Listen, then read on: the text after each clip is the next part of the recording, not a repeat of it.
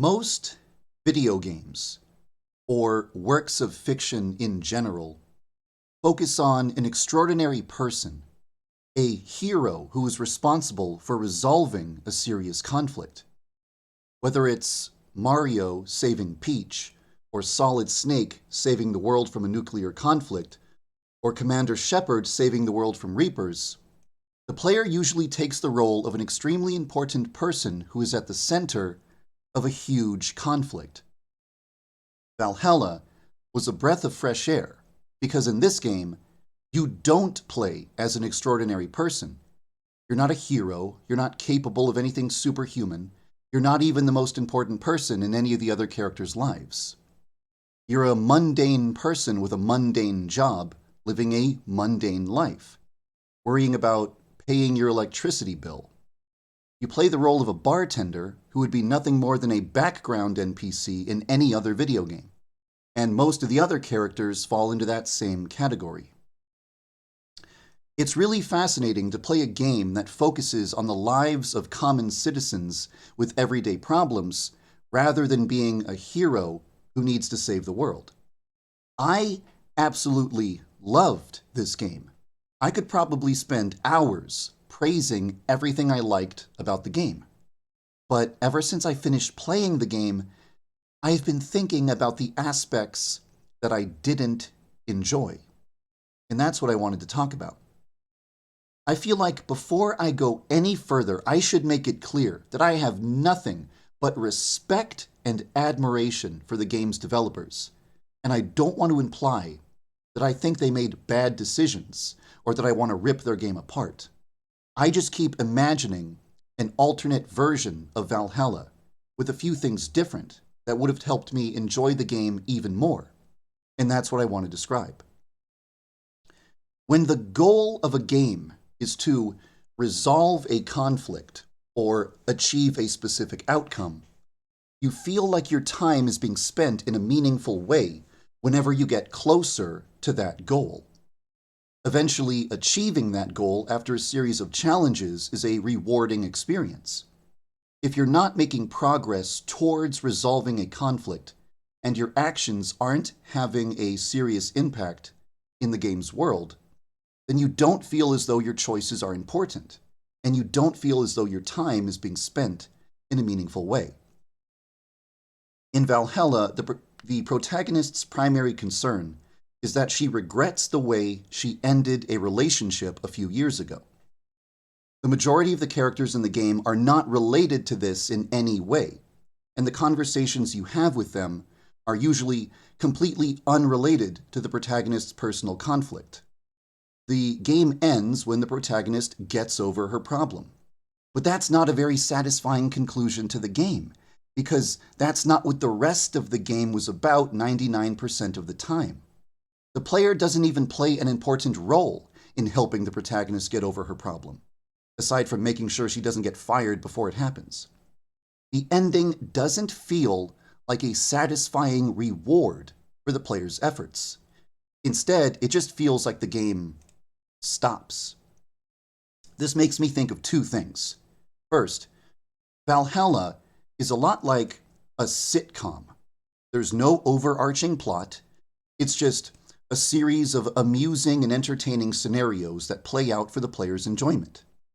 It might be better as an episodic game where new content is released periodically. There would be story arcs that end with conflicts being resolved, but the game itself would never actually need to end because there isn't an ultimate goal that needs to be achieved or an ultimate conflict that needs to be resolved. It could theoretically go on forever. As long as there are still fans willing to buy the latest episode, there's no need for it to stop. Like a sitcom that has a new episode every week, instead of a movie with a beginning, middle, and end.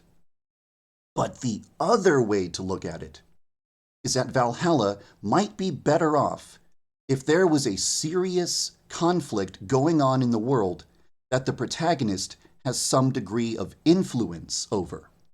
Even if she isn't central to the conflict, the player would feel like their actions were more meaningful if their choices actually had far-reaching consequences.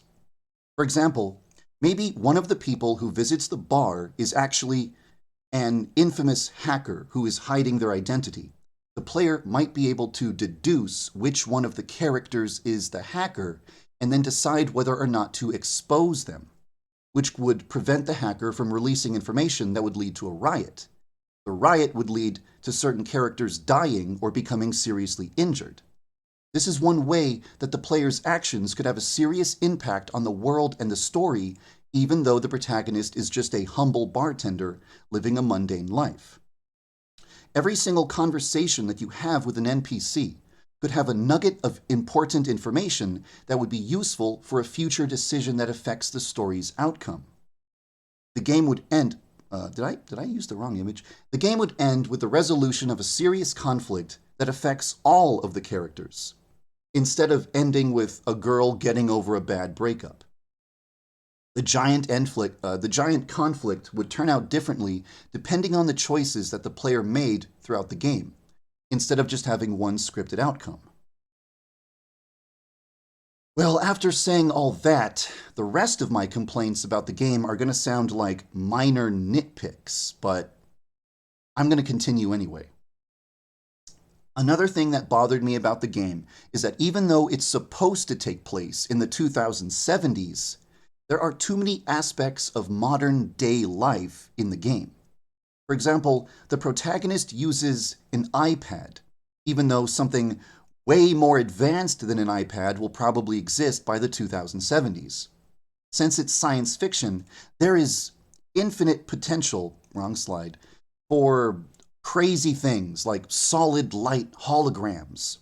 So it feels like wasted potential to give the protagonist something mundane from modern day.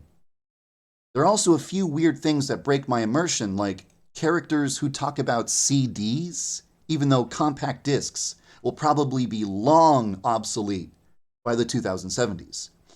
There's a message board where everyone uses 2016 4chan slang, which is funny, but it feels out of place in a game set 60 years in the future. The people of the 1970s could never have predicted how we would communicate in modern day, but it's a wasted opportunity to not try and come up with cool and creative new forms of communication if you're going to set your game in the far future.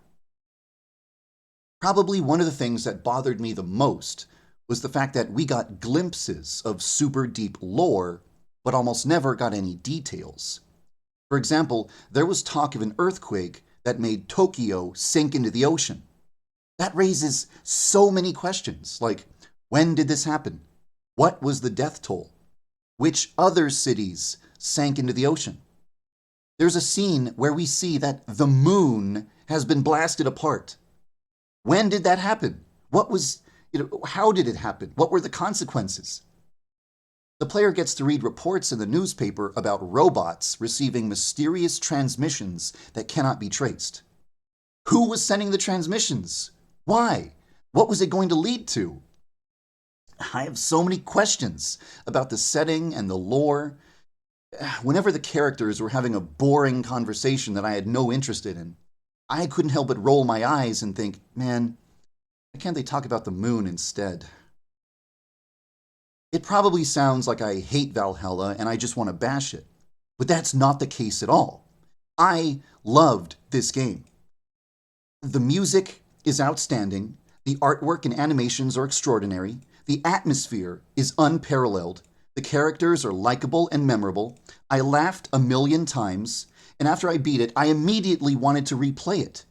And overall, I think it's an excellent game from beginning to end, and I would recommend it to nearly anyone. It's just that my personal ideal version of Valhalla would have turned out way differently. I almost kind of feel like Valhalla is a prototype or a proof of concept for another game.